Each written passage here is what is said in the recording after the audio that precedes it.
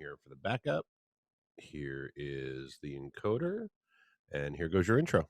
You've now tuned in to the Drawing Board Podcast, a powerful, thought-provoking discussion where we talk about family, relationships, ministry, community, and career. Let's see what exciting guests we have on our show today. Welcome to the Drawing Board Podcast. This is the founder and the host, Andre Ebron. And today is an awesome day. Today is an amazing day. I want you to begin each one of your days with this declaration. I start each day and I end up saying, today I will manifest what I believe. And then I go into a host of declarations, knowing that we are loved, that we are called, that we are chosen, that we are set apart, that we have a mission, that God has a plan for our life. And today is another day that we get a chance to see his grace, his mercy, and his favor enacted anew in our lives. And the only thing that we have to do is trust, believe, and act upon what it is that we know. During this time of COVID-19, during this time of such uncertainty, one thing that we can know for sure is that God is the same yesterday, today, and forevermore. I would like to lift up the fact that we will be celebrating Father's Day this coming Sunday. How amazing is that? I want to shout out to all of the amazing fathers and father figures who are out there making a difference in the lives of their families. I want to take the time to thank those who have chosen to be a father figure to those who may have a father who's absent. And I would also like to charge fathers out there that are listening who maybe not be as active as they need to be. I would like to share with you that your child is more interested in spending time with you than anything materialistic that you can provide. So don't allow that to be what keeps you away. They need you in their lives. I also, before I introduce my guests, would like to lift up my pastor, the chief apostle, Dr. Carol Lee Dixon, who has just recently celebrated 46 years in full-time ministry, 36 years of pastoring the same church, Kano's International Church, where the vision is a new quality of living produced by a new character in God, therefore bringing forth total change to the total man, body, mind, and spirit, thus making a new people of vision and voice. Why is that so important? When I think about my pastor, it reminds me so much. She reminds me so much of the guest that I have on tonight. When my pastor went into ministry, my pastor was pioneering through all types of challenges. When we talk about equity, we're pioneering and breaking all types of glass ceilings, refusing to take no for an answer, having a vision of a new quality of living for those who would attach themselves to the vision, transforming, changing their life if they would but align themselves to who God have called them to be, recognize their inherent value, take action on their dreams, their goals, their ambitions, and then, like the scripture says, after thou art strengthened, after thou art converted, go and strengthen thy brother. I welcome to the show tonight. Glad that she took the time out of her busy schedule while she's out there on the front lines doing the critical work. Or we know when we take the time and somebody gives you something, the most valuable asset that they have, which is their time. I'd like to welcome to the show in the Drawing Board Nation fashion, Miss Courtney Smith. Welcome to the show. Yeah, thank you again so much, Andre, for having me.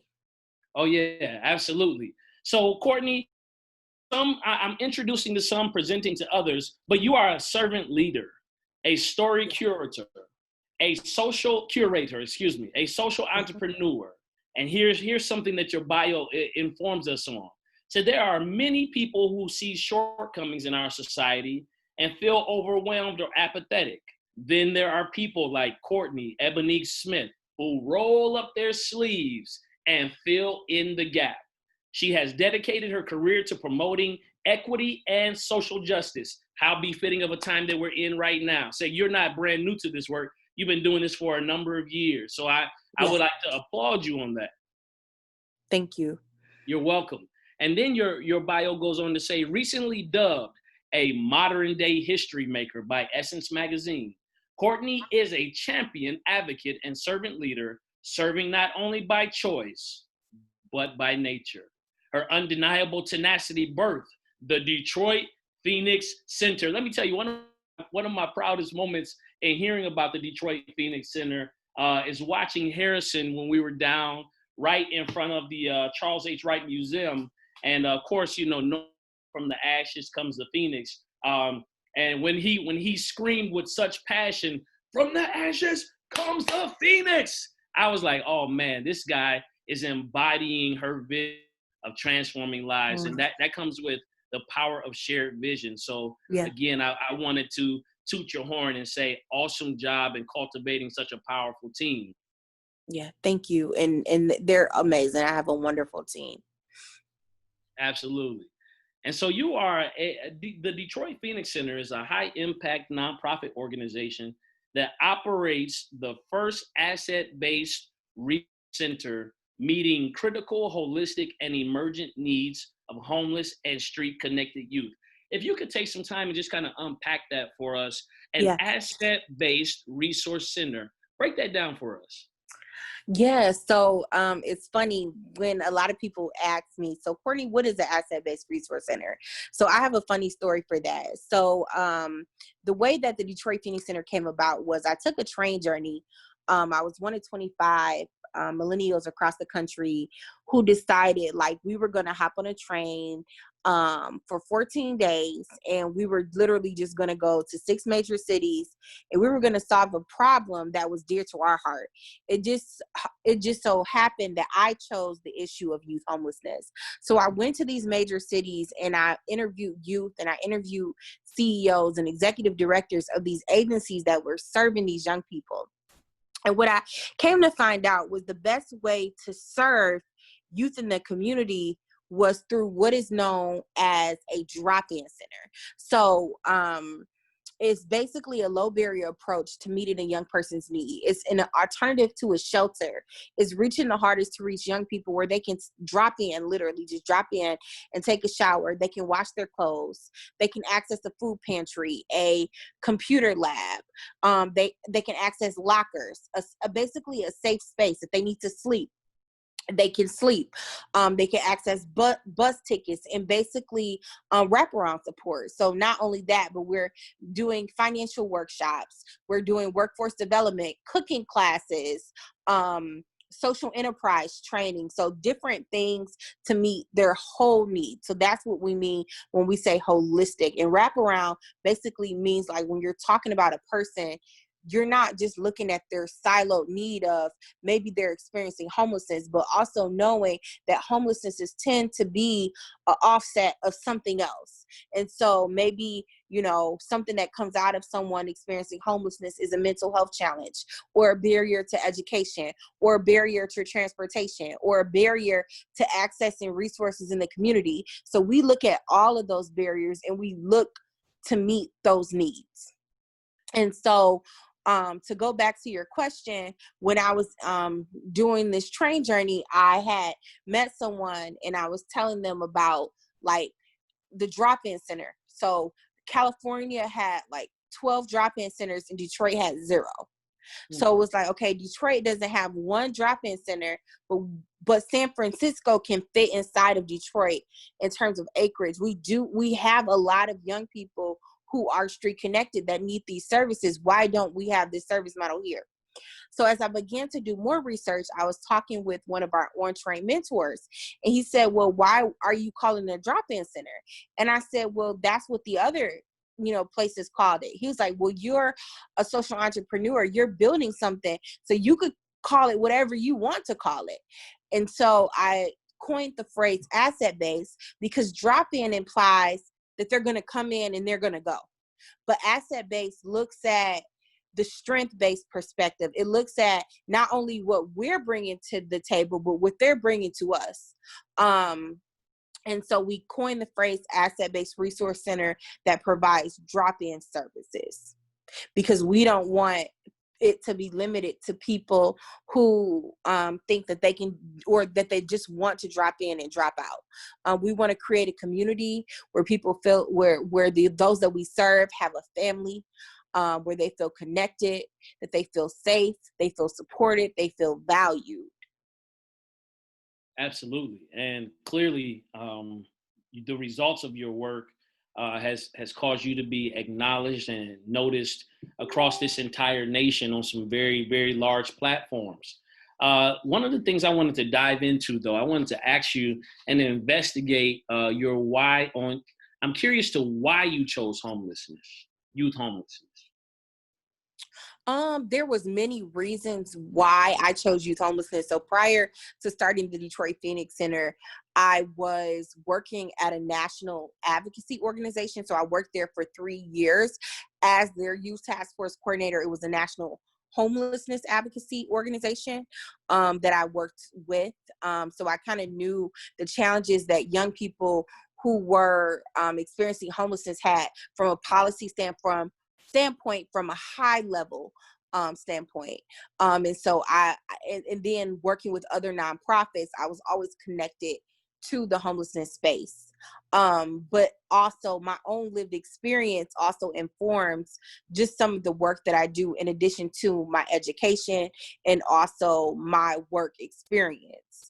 But during this particular time in my life, that I decided to explore homelessness for the Millennials Train Project, it was because my youngest brother was actually street connected. He didn't necessarily identify as being homeless, but he was one of the young people that, just like many of his friends, were literally street connected. And so as I was allowing him and his friends into the home that I was renting, it was like 4 of us living in a house, and I'm blowing up air mattresses, I'm passing out food, and my roommates are complaining, saying like, you're running something out of this house. My landlord threatened to evict me. And I literally felt powerless because I had to tell my youngest brother and his friends that they could no longer come to this space, that they felt safe.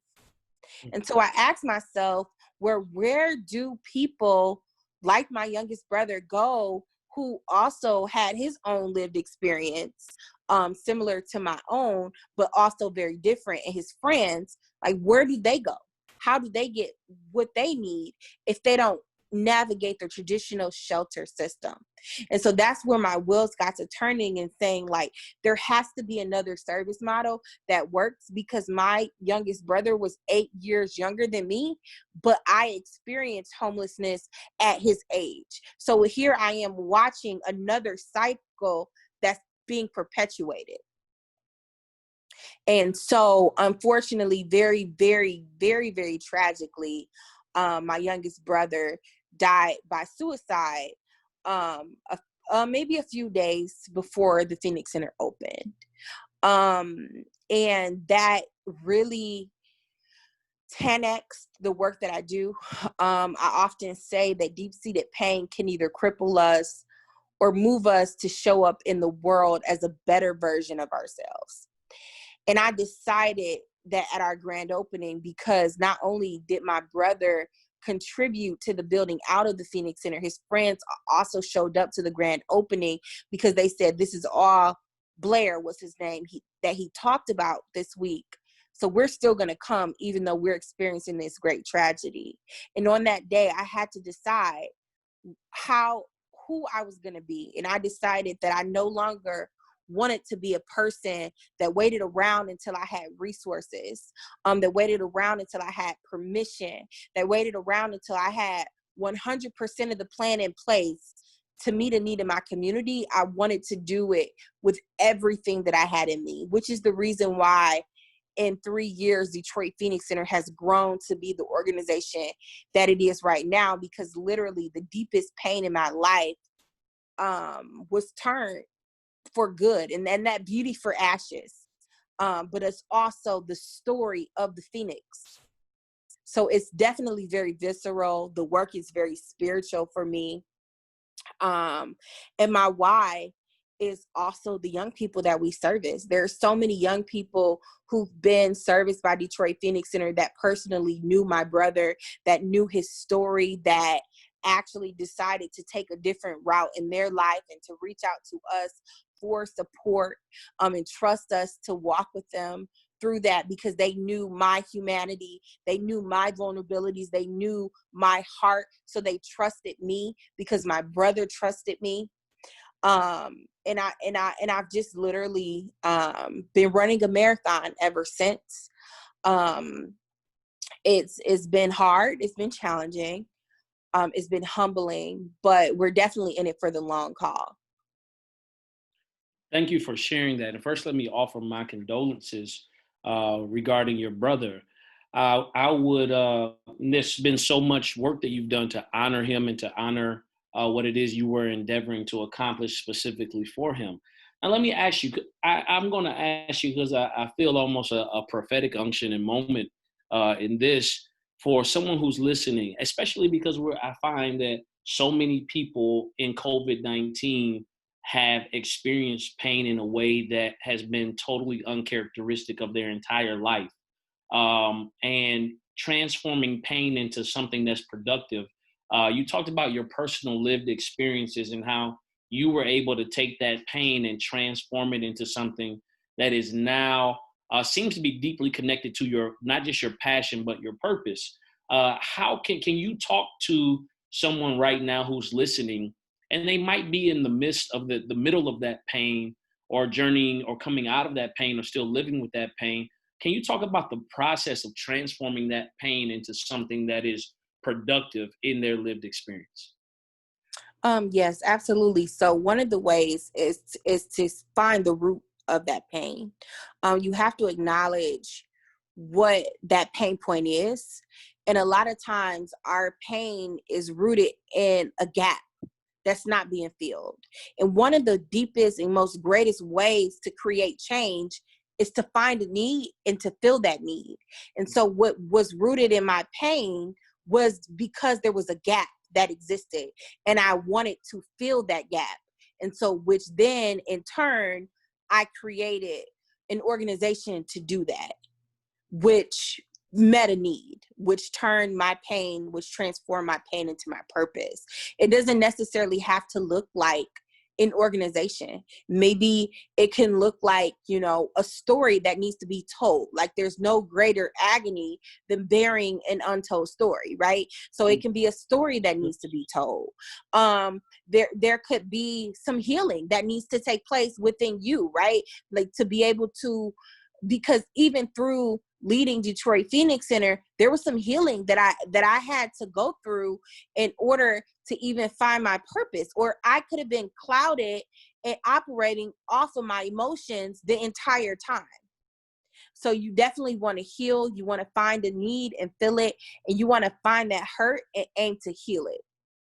And so I think that has always been a guiding principle for me in transforming pain into purpose, and transforming pain into power. And a lot of times, if you really think about it, people who have been greatly purpose driven, the way that they found their purpose was tapping into their deepest pain point or the deepest thing that made them angry, because underneath anger, all anger is a deep rooted sadness. And that also often stems from a need. That's absolutely true. I'm going to share transparently something that I do in my coaching for those that are listening. One of the exercises that I have people do from the jump, from the beginning, is to write down their 5 most painful experiences and to write down their 5 most powerful or, let me see. I want to talk about it from, just so people frame it right, 5 most pleasurable experiences where they have experienced great joy. So when you write down those 10 experiences, you'll kind of find like the contour or the shape of your life has been based upon those 10 experiences. And I think that's great. Now, you also own another business. You're a lead consultant and the owner of Humble Work & Co., a social impact coaching and consulting firm mobilizing the next generation of change agents. Talk to me about that.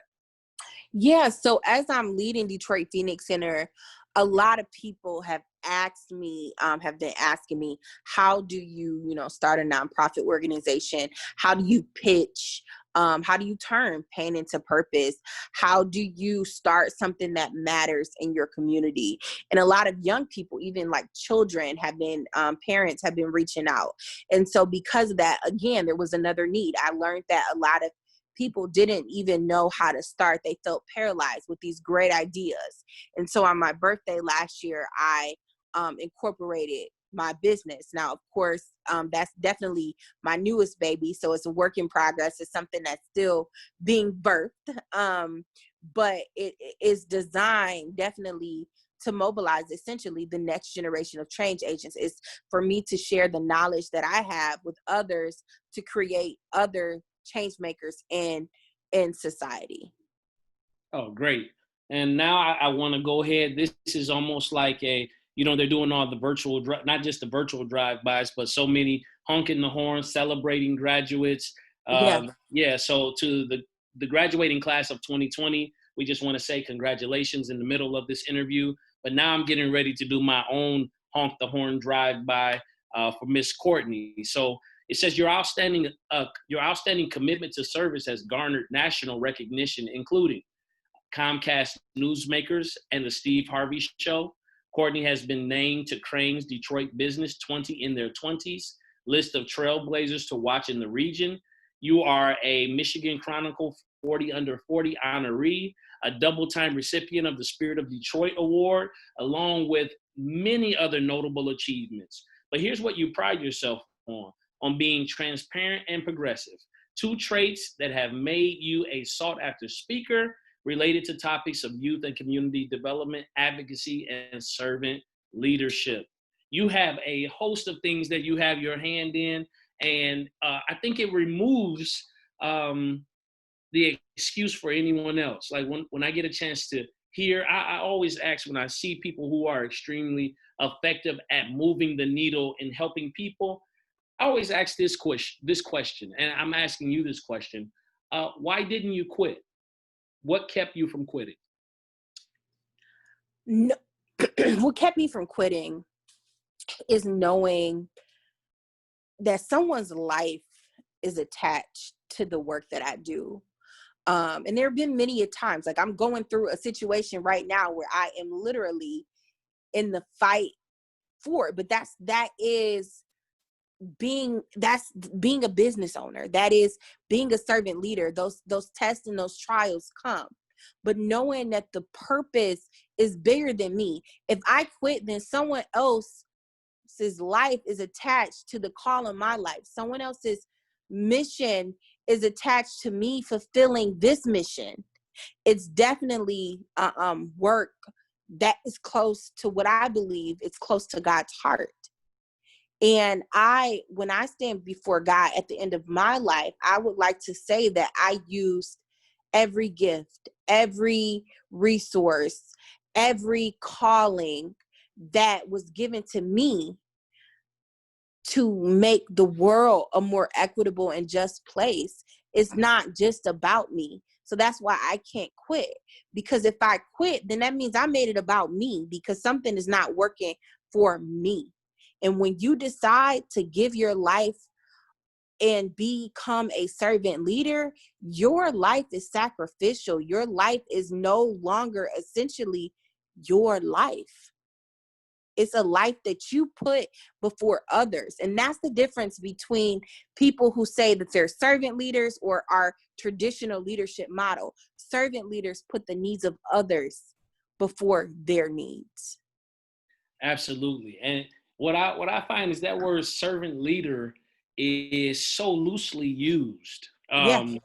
And I and when people give the model, particularly when they give the model of Jesus Christ as the ultimate servant leader, I often wonder if they think about how that narrative is structured, the reason he's considered this ultimate servant leader is because he chose to die for the people whom he loved to reconcile them back to God. That is true servant leadership, as you explained. And I think, to me, to date, that has probably been one of the best answers, because it's the truth, is that living a sacrificial life. I think about how Paul said he died so that Christ may live through him, that he no longer lives, but that Christ lives through him. And I get a chance to see that. Now, when we were standing, we were standing out in front of the Charles H. Wright Museum. There was a little gentleman that is near and dear to your heart, your nephew, and he was out there, getting donations and making sure that the protesters had what they need. And when I tell you, if I had on a button-up shirt, like the buttons would have just been popping off my shirt, because I got a chance to. I maintain a level of hope because of faith. But when you get a chance to see the youth take the horns of the altar and really like lead, he's like, listen, I want to serve the people who are out here making a difference. I want you to be comfortable. And then when I heard him go into his passionate roar, and he was like, it's not right, and to hear him lift his voice, when I tell you it did something for me, who has been on the front lines advocating for children and family for years, when I tell you that encouraged and inspired me, and I get a chance to see in your family, like that I just wanted to take the time to say, wow, that made a huge difference and was very inspirational to me. Yeah, we are all so very proud of Drake, and I'm and his parents are proud. I'm proud of him, and just to know that he's been watching. He's typically at a lot of the Detroit Phoenix Center events. He has a heart for this work. And that's another reason why, because there are others, like my nephew, who has a calling to this, and he doesn't even know what it is right now. But because he sees his aunt, he sees his mom, he sees his dad. Here's someone that started at 10 years old that's literally going to be so much further along than we are, but he's going to change the world. And it's just heartwarming. Like kids can lead too. And I know that seed was planted from the work that we do with him, watching and seeing and knowing the values. And so I definitely was very humble as well. I actually came to the event as auntie and not an official capacity for the organization, because I was so proud and because I wanted to support him in the best way that I could. So you aren't the only one whose heart was beating and jumping. Right, I'm telling you. And really what I loved was like the fearlessness. Yes. That is so important in doing this work. I get a lot of people coming to me, Courtney, and I would love for you to speak to this. Just the reality of it, and it's not often talked about because you don't want to discourage people, but just the reality that when you serve on the front lines of an advocate, there is personal injury that comes with advocacy. Oh, absolutely. And you don't want to underestimate especially when we're talking about shifting the current social climate, racial climate. When we talk about adjusting people's equity lens that causes them to confront their own prejudice and bias, like that is not a kumbaya like moment. No, you're talking about friction with new ideologies, methodologies, systems. Yes. Like this is and I'm not talking about, when I say this, I'm not talking about looting, but this is a violent process. Revolution is not a peaceful walk through the park. Revolution is the collision of ideas, the fight for freedom, the ability to speak out and be heard, the ability to do the work behind the scenes. 3, 4, 5, 6. Like there's personal injury. There can be professional injury when you stand up for what's right for people. Yeah. And because it comes with the cost, right? It comes with the cost. You have to be willing to sacrifice something. You have to be willing to lose something. You have to be willing to stand for something. And it comes with the cost. And we have to embrace that productive discomfort. That's what I like to call it.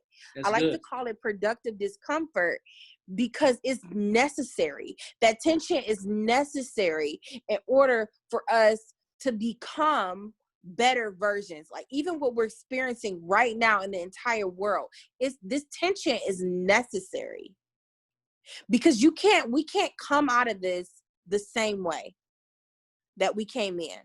Just like leading an organization, when you're experiencing some tension, leading a ministry, leading even a podcast, you have to experience that productive discomfort in order to grow. It's what I also like to call the pruning process. It is necessary. Yes, I saw that quote that you put on your page. You says, many people, I don't have it all the way down, but many people essentially want the productive portion of life, but they don't want to go through the pruning process. Yeah, because it's uncomfortable and it doesn't feel good.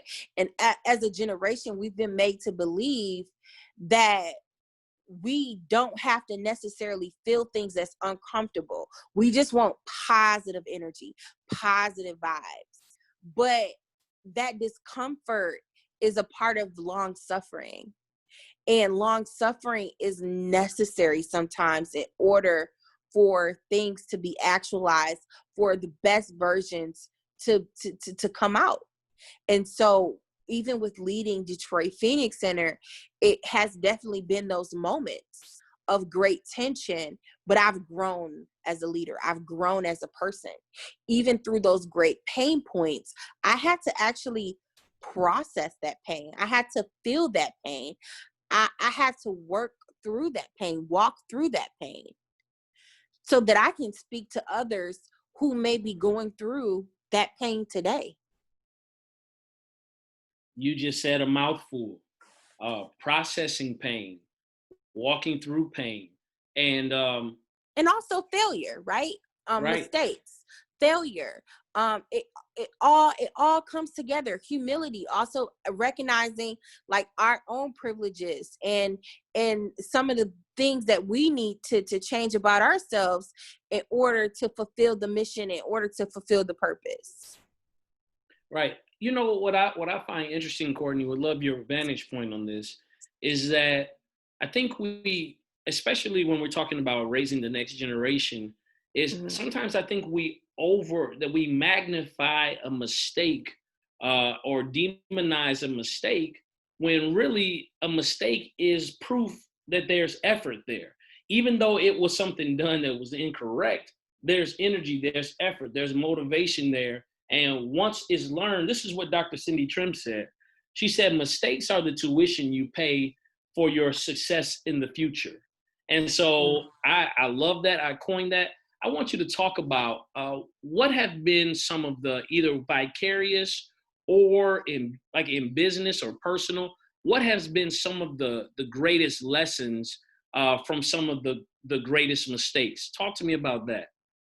Yeah, so one that I often go to is I talk about my matriculation as I matriculated through college. And I am very much so, well, at least I used to be very much, I've grown so much, a person who literally measured success in like my GPA, right?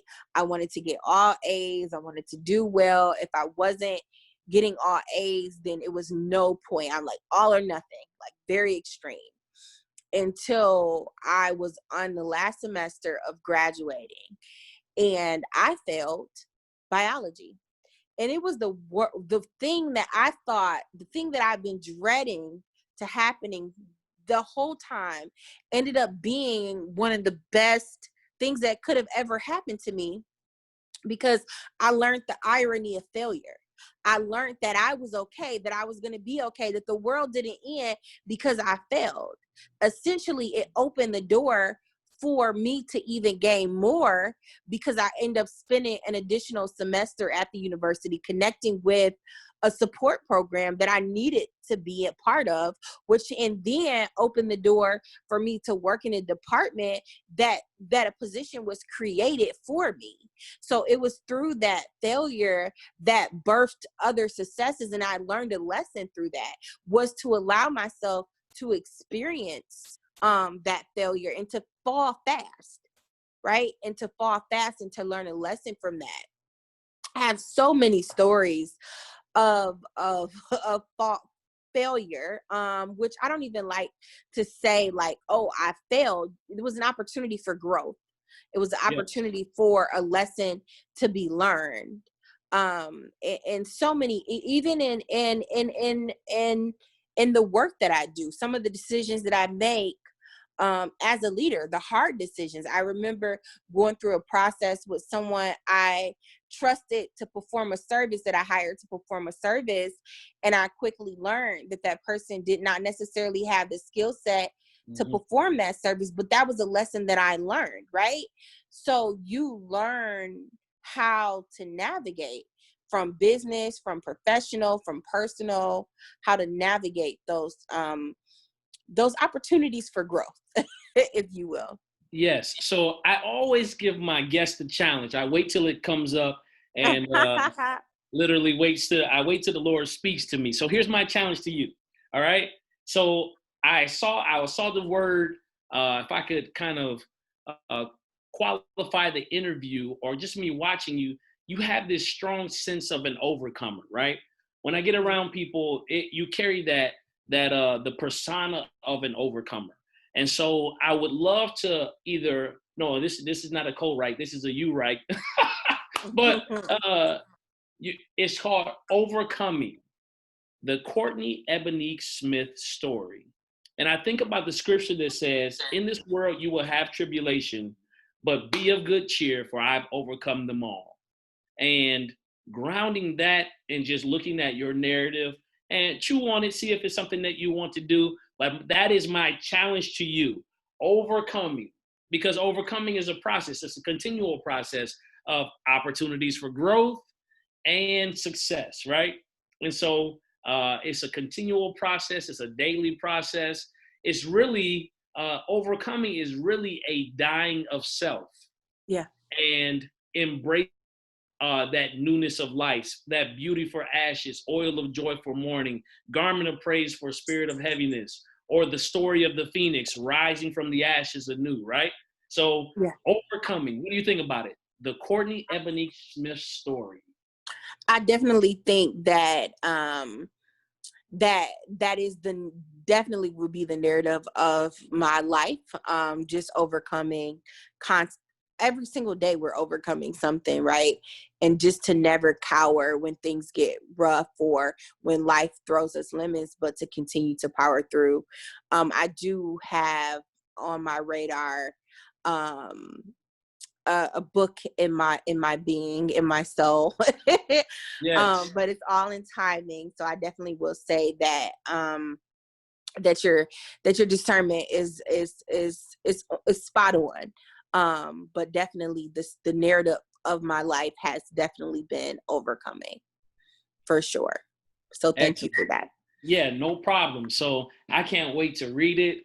I can't wait for people to use it as a story to speak to so many youth. Because one thing that I realized, and I know that you can say, is that youth are prepared to take action. Yes. And I think there's so many people here. Here's what I found is that a lot of people like to talk about running a race and remember when they used to run the race.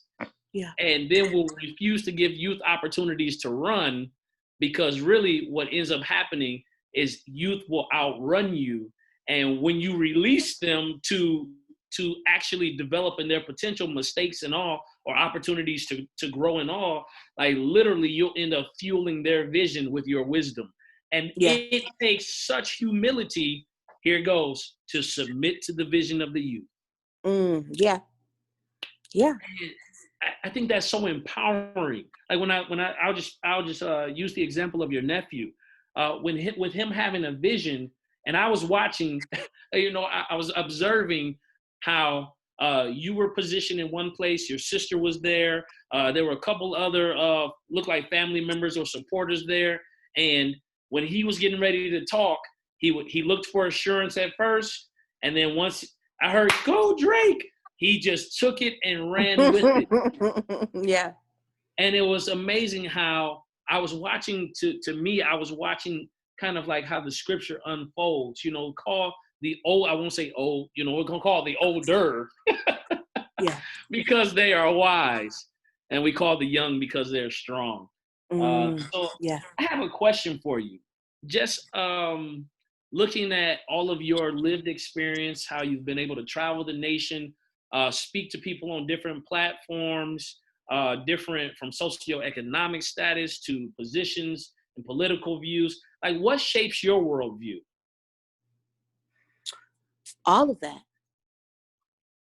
My worldview is a culmination of my experiences, all of that together.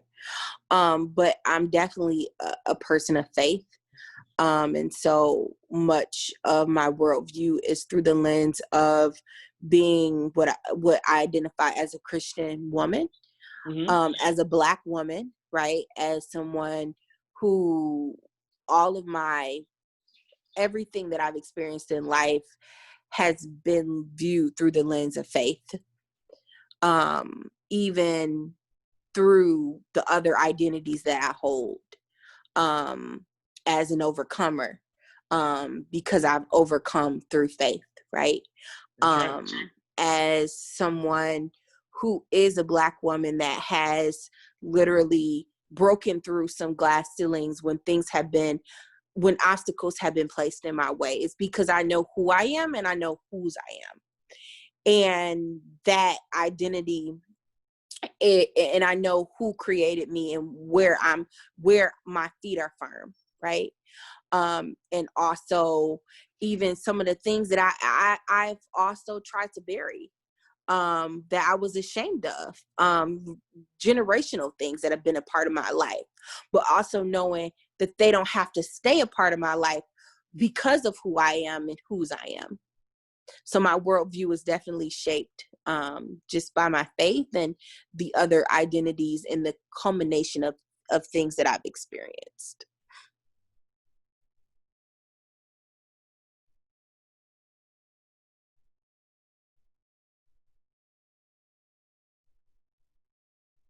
I think we're frozen.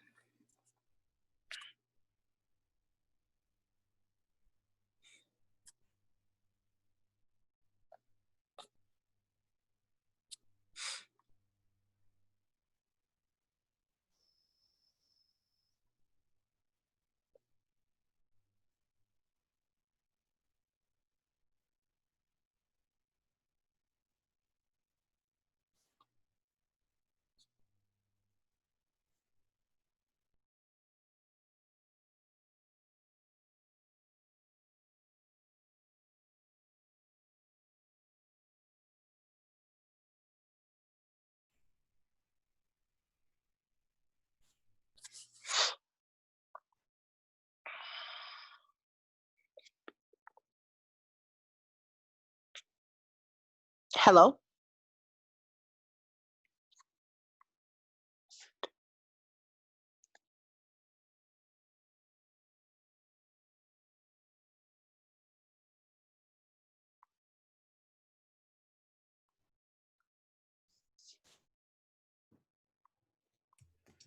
Hey, I think we lost Andre. Yeah, I saw his screen freeze. Hey, I think we lost Andre. Ooh, that's me coming through the video. So should I hang up or do you... Let's give him a second just to be safe. Okay. Hello, Courtney. Oh, there he is. Yeah. Okay, he's back. Okay, awesome. Oh yes. So I'm not sure. We were in a flow, and but anyway, we are back. So He apparently only has internet connections during his show. This is a known issue. yeah. So I'm not sure what that was, but we are back. Thank you for sharing your worldview and your perspective and how faith has helped you navigate and overcome, and all of those other experiences. Yeah. That your worldview is the culmination, or I would say like the amalgamation of all of those things together. One of the things that I ask, and I was saying that I challenge people to examine their life, reimagine the possibilities. I just say this to provoke thought, to provoke vision, to think about things is when we look at our current opportunities, have we exhausted all of the possibilities? I just sit right there. If I was preaching, I would say Salah. But have we, at our current opportunities, have we exhausted all of the possibilities? And could the challenge that we are facing be directed to cause us to discover that there's more possibilities left? We have about 10 minutes left in the interview. I know you guys have events coming up. Can you share? You guys were just recognized by Thrill List of how to support the Black community in Detroit, and you Yes. all were noted there. That's amazing. Business Magazine gave you guys the COVID-19 organization. You guys were noted as a hero. Yeah. And then talk to me about this Juneteenth event that you have coming up.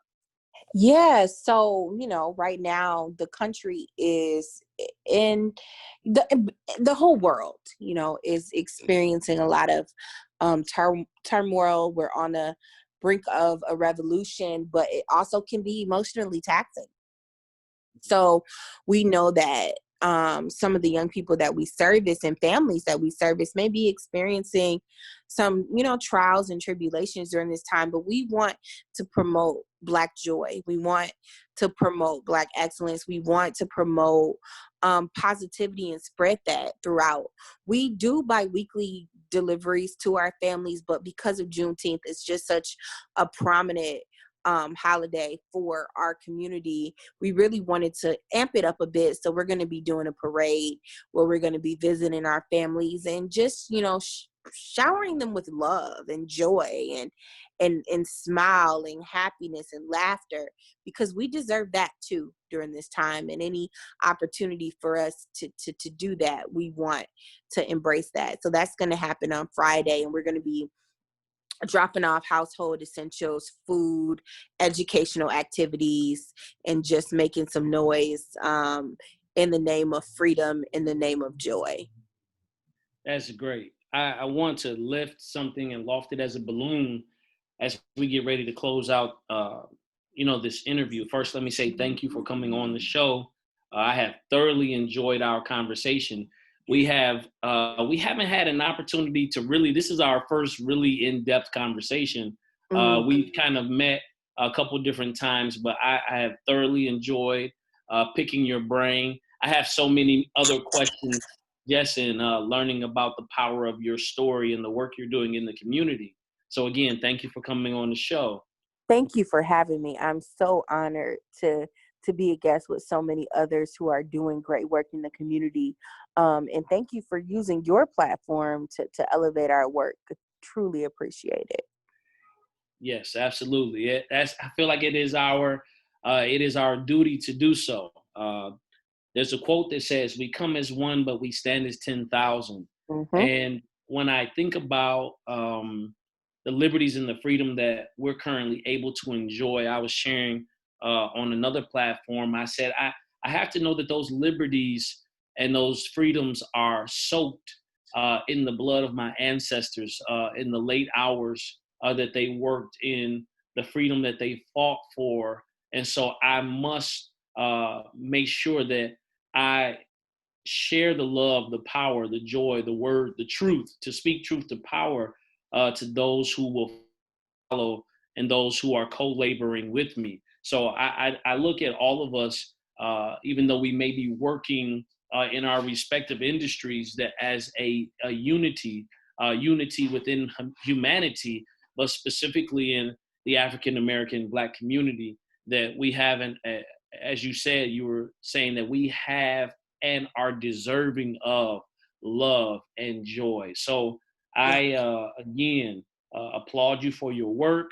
I encourage you. I encourage everybody that's listening to me Go ahead and give them your social media as well as your website. Where can they find you? Yeah. How can they follow you? How can they support?